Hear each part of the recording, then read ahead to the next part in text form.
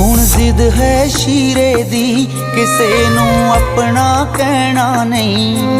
ਜੋ ਛੱਡ ਗਏ ਹੇਰਾਂ 'ਚ ਉਹਨਾਂ ਦਾ ਨਾਂ ਵੀ ਲੈਣਾ ਨਹੀਂ।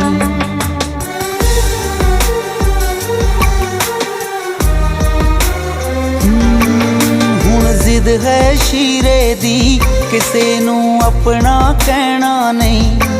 ਜੋ ਛੱਡ ਗਏ ਹੇਰਾਂ 'ਚ ਉਹਨਾਂ ਦਾ ਨਾਂ ਵੀ ਲੈਣਾ ਨਹੀਂ। ਇਹ ਅਥਰੂ ਰੁਕਦੇ ਨਹੀਂ।